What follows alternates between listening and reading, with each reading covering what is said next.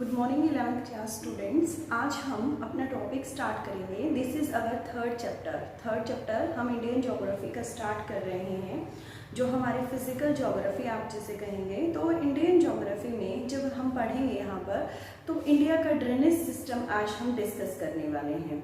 Drainage system को हिंदी में क्या बोलते हैं? अपवाह तंत्र बोलते हैं। हेडिंग डालिए अपने टॉपिक की, अपवाह तंत्र। क्या बोला जाता है इसे? Drainage system. ठीक है, तो देखिए बेटे, जनरली आपने आपके गांव में या सिटी के आसपास आपने जनरली सुना होगा। किस बारे में सुना होगा बेटे? आपने सुना होगा यहाँ पर, जैसे आपके यहाँ पर कुछ नदियाँ हैं, ठीक है, कुछ नहरें हैं, तो उनमें पानी कहाँ से आया? कभी आपके दिमाग में क्वेश्चन आया हो, ठीक है। और क्या आपके आसपास जो नदियां हैं उनमें 12 मास मतलब पूरे 12 महीने पानी रहता है या कुछ समय के लिए पानी रहता है? देखिए, यदि कुछ समय के लिए पानी रहता है तो उनको हम क्या कहेंगे? अल्पकालिक नदियां कहेंगे। और जिनमें पूरा साल पानी रहता है उनको हम क्या कहेंगे? 12 मासी नदियां कहेंगे। ठीक है, तो अब हम इस चैप्टर को स्टार्ट करने से पहले, ड्रेनेज सिस्टम को पढ़ाने से पहले, ड्रेनेज सिस्टम में बेटे कुछ टर्म्स यूज होती हैं, उन टर्म्स के बारे में हम डिस्कस करेंगे। After that we will start our topic. तो जब टर्म्स की बात करती हूँ तो सबसे पहले बात आ जाती है, what is the drainage? Drainage क्या होता है? अपवाह क्या होता है? तो राइट डाउन कीजिए।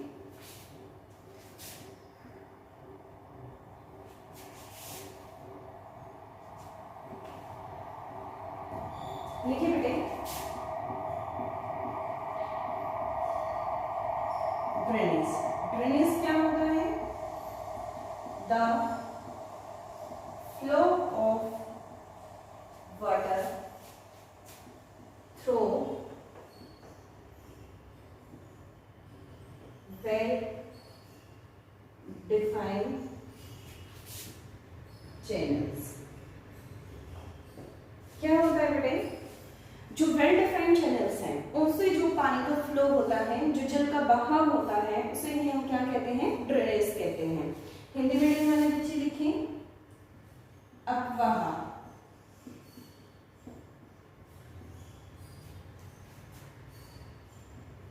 कुछ निश्चित वाहिकाओं के द्वारा, कुछ निश्चित वाहिकाओं के द्वारा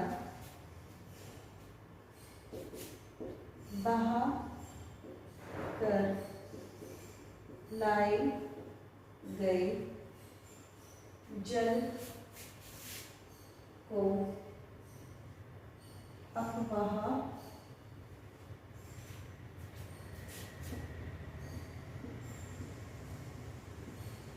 कहते हैं।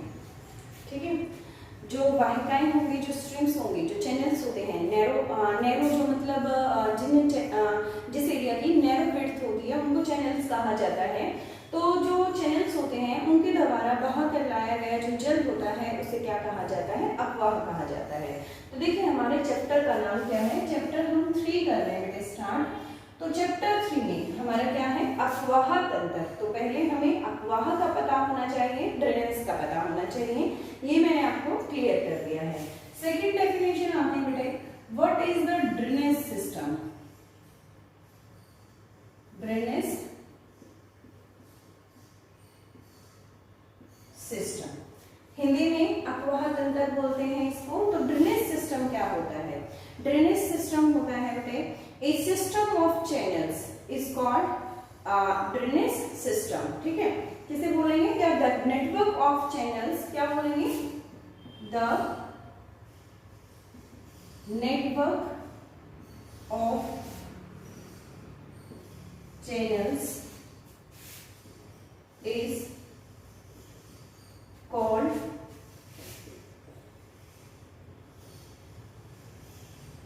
Drainage system.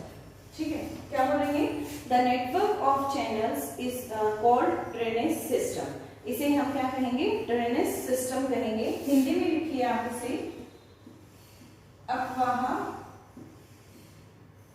तंत्र।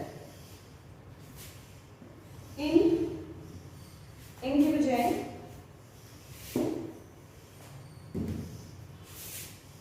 वाहिकाओं के तंत्र को, वाहिकाओं के तंत्र को या वाहिकाओं के जाल को लिख सकते हैं। वाहिकाओं का जो पूरा जाल, मतलब जिसमें ये सभी नेटवर्क्स इंक्लूड होंगे, ठीक है। वाहिकाओं के जाल को अफवाह तंत्र कहा जाता है। देखिए यहां से आपको आपके चैप्टर का जो नेम है वो क्लियर हो गया होगा कि हम ड्रेनेज सिस्टम पढ़ रहे हैं और ड्रेनेज क्या होता है और ड्रेनेज सिस्टम क्या होता है। और देखिए बच्चे, आप चाहे इंग्लिश मीडियम में पढ़ रहे हैं या आप हिंदी मीडियम में पढ़ रहे हैं, मैं यहाँ पर बाइलिंगुअल राइट डाउन करवा रही हूँ। इसका एक ही पर्पज है कि आप दोनों बच्चे यहाँ से अपने नोट्स अच्छे से बना सकें और चीजों को अच्छे से अंडरस्टैंड कर सकें। क्लियर हो गया आपको कि आप कौन सा चैप्टर पढ़ने वाले हैं। जनरली बेटा आपने देखा होगा कि जब हम अपने ड्रेनेज सिस्टम की बात करते हैं, अफवाह तंत्र की बात करेंगे, तो उसमें हमारी रिवर्स को 2 पार्ट्स में डिवाइड किया गया है। एक वो रिवर्स है, आपने नाम सुना होगा, ये अपना पानी जो है वो डिस्चार्ज करती हैं। कहाँ जाता है इनका पानी डिस्चार्ज होके? इनका पानी डिस्चार्ज होके जाता है एक बे ऑफ बंगाल में जाता है और दूसरा कहाँ जाता है? अरेबियन सी के अंदर जाता है।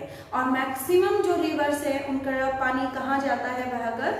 वहाँ बे ऑफ बंगाल के अंदर जाता है। अरेबियन सी के अंदर काफी कम नदियों का पानी ही जाता है, लाइक माही है, ताप्ती है, ठीक है, नर्मदा नदी है और एक पेरियार रिवर है। जस्ट ओनली इन्हीं रिवर्स का पानी जो है वो कहाँ जाता है?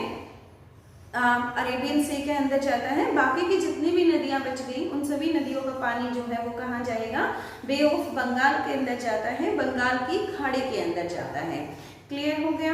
अब यहाँ पर हम कुछ और टर्म्स के बारे में पढ़ने वाले हैं। ये तो मैंने आपको यहाँ से इसका जो नेम था चैप्टर का वो यहाँ से क्लियर कर दिया है। आपको अपनी नोटबुक में नोट्स की फॉर्म में सारा का सारा लिखना है। अब जो हमारा नेक्स्ट टॉपिक है वो है हमारा कैचमेंट एरिया। क्या है हमारा कैचमेंट एरिया? लिखिए, एक नदी का कैचमेंट एरिया कौन सा होता है? हिंदी में बोला जाता है जल ग्रहण बोला जाता है इसे, ठीक है। तो डेफिनेशन लिखिए, a river drains the water collected from a specific area is called catchment area। Clear? अब हिंदी मीडियम वाले लिखेंगे कि जल ग्रहण क्या होता है?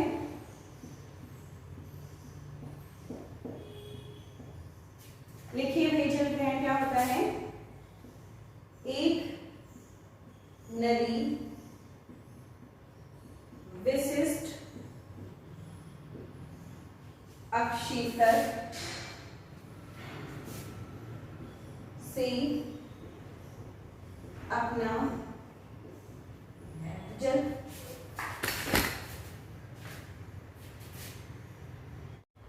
देखिए भाई, एक नदी विशिष्ट अक्षेत्र से अपना जल बहाकर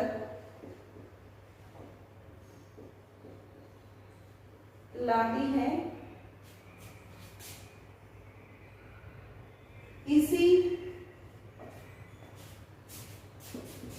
अक्षेत्र को जल ग्रहण अक्षेत्र कहा जाता है। क्लियर हो गया? जल ग्रहण अक्षीतर लिख लेना है यहां से। फिर उसके बाद हम यहां पर आते हैं फोर्थ पॉइंट पे। ये हमारा थर्ड पॉइंट था। अब फोर्थ पॉइंट पे आते हैं। फोर्थ पॉइंट हम किसके बारे में पढ़ेंगे कि ड्रेनेज बेसिन क्या होता है। देखिए, एक स्पेसिफिक, ये कैचमेंट एरिया क्या था, एक स्पेसिफिक एरिया से, ठीक है, जो नदी अपना पानी वहां से लेकर आती है, उस स्पेसिफिक एरिया को उस नदी का क्या कहा जाता है, कैचमेंट एरिया कहा जाता है। अब हम बात कर रहे हैं ड्रेनेज बेसिन के बारे में, तो क्या कहेंगे, an area drained by a river and its tributaries is called drainage basin। Hindi medium वाले लिखिए, हिंदी में क्या बोलते हैं भाई, अफवाह द्रोणी कहा जाता है। अफवाह द्रोणी हिंदी में लिखिए, एक नदी एवं उसकी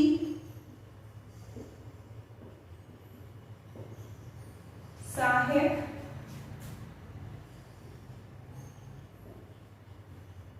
नदियों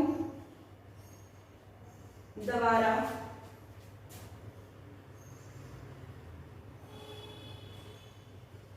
अपवाहित अक्षीतर को अपवाह द्रोणी कहा जाता है। देखिए, ड्रेनेज बेसिन क्या होगा, एक ऐसा एरिया जो ड्रेन किया गया है, जो भरा गया है, किसके द्वारा ड्रेन किया गया है, रिवर है एक, और उसकी ट्राइब्यूटरी होती हैं, उसकी सहायक नदियां हैं। जैसे कि एक नदी बह रही है और उसमें कोई दूसरी नदी आकर मिल जाती है, तो वो उसकी क्या होती है, ट्राइब्यूटरी होती है। जैसे कि गंगा नदी है, गंगा नदी की ट्राइब्यूटरी कौन सी है, सबसे बड़ी ट्राइब्यूटरी गंगा की कौन सी है, यमुना नदी है। गंगा आगे जाके बांग्लादेश में किसमें मिल जाती है, ब्रह्मपुत्र नदी में मिल जाती है, ऊपर से उसमें से आके तीस्ता नदी मिल जाती है, तो तीस्ता नदी क्या कहलाएगी, ब्रह्मपुत्र नदी की ट्राइब्यूटरी कहलाएगी। ठीक है, तो इसी तरीके से आप यहाँ से देखिए, अपवाह द्रोणी किसे कहेंगे हम, एक नदी और जो उसके सहायक नदियों द्वारा अपवाहित अक्षीतर होता है, उसको क्या कहा जाता है, अपवाह द्रोणी कहा जाता है। क्लियर हो गया है यहाँ से। फिर उसके बाद हमारा लास्ट रहता है, लास्ट क्या है, वाटरशेड क्या होता है। ये डेफिनेशन, ये वर्ड्स जो मैं आपको अभी राइट डाउन करवा रही हूँ, ये आपके पूरे चैप्टर में यूज होंगे कि रिवर बेसिन है ये, जैसे आपने सुना भी होगा गंगा रिवर, गंगा ब्रह्मपुत्र बेसिन। ठीक है, तो जो उनके द्वारा बहाकर लाया गया पानी होता है, उससे बना जितना भी एक क्षेत्र है, उसी एक क्षेत्र को हमने क्या बोला है, यहाँ पर बेसिन वर्ड का नाम दिया है। और जनरली इसमें बड़ी बड़ी नदियां जो है वो सम्मिलित की जाती हैं, मतलब बड़ी बड़ी नदियां जो है वो बेसिन का निर्माण करती हैं, द्रोणियों का निर्माण करती हैं। जैसे आप क्या कहते हैं, रिवर बेसिन भी आप उसे बोल सकते हो, और ड्रेनेज बेसिन भी आप उसे बोल सकते हो। अब लास्ट इज वाटरशेड। वाटरशेड की बात करूं तो ये हमारा हो गया जल संभर। जल संभर किसे कहा जाता है, the boundary line separating the boundary line separating one drainage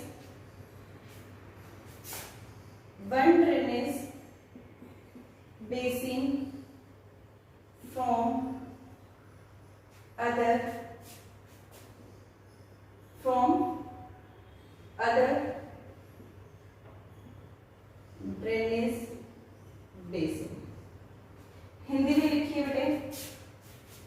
watershed, जल संवर। एक अपवाह द्रोणी, एक अपवाह द्रोणी से दूसरी अपवाह द्रोणी को अलग करने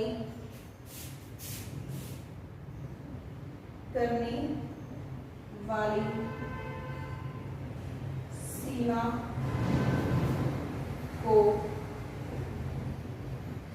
जल विभाजक या जल संवर, आप बोल जल विभाजक कहा जाता है।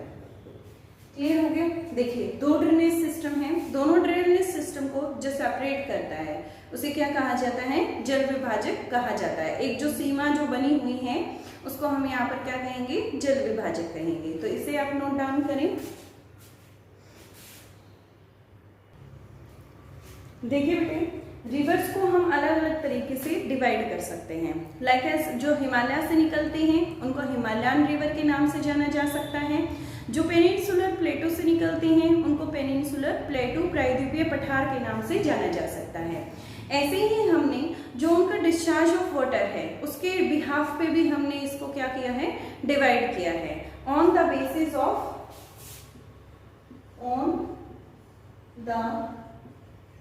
Basis of discharge of water.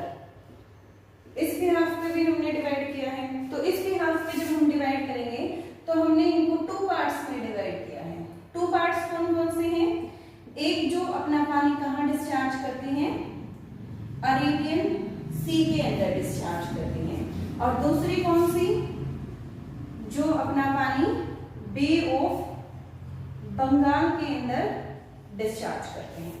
तो अरेबियन सी की हिंदी में क्या बोलेंगे? अरेबियन सी को अरब सागर लिख लीजिए और यहां पर आप लिखेंगे बंगाल की खाड़ी। ठीक है? तो अरेबियन सी में टोटल 23% वाटर का डिस्चार्ज होता है। Water discharge. रिवर्स के एग्जाम्पल लिख सकते हैं आप इसमें। ताप्ती, माही और लिख लीजिए नर्मदा। ठीक है? नर्मदा के साथ आप पेरियार। ठीक है? ये नदियां मैंने लिख दी जिनका पानी कहाँ जाकर गिरता है? अरब सागर में जाकर गिरता है। हिंदी में भी सेम लिखा जाएगा।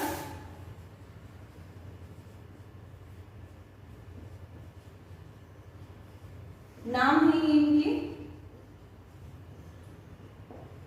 एक एक करके हम प्रत्येक रिवर का ड्रेनेज सिस्टम जो है वो पढ़ने वाले हैं कि इसका ओरिजिन प्लेस कहाँ से है, ये कौन कौन से स्टेट से होकर फ्लो करती है।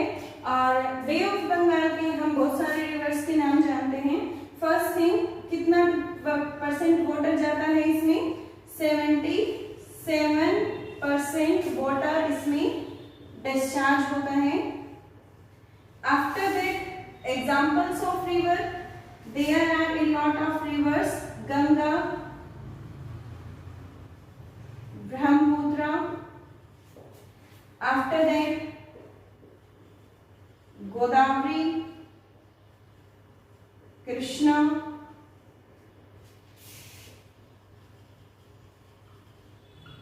कावेरी, महानदी। हिंदी में लिखिए गंगा, ब्रह्मपुत्र, गोदावरी, कृष्णा,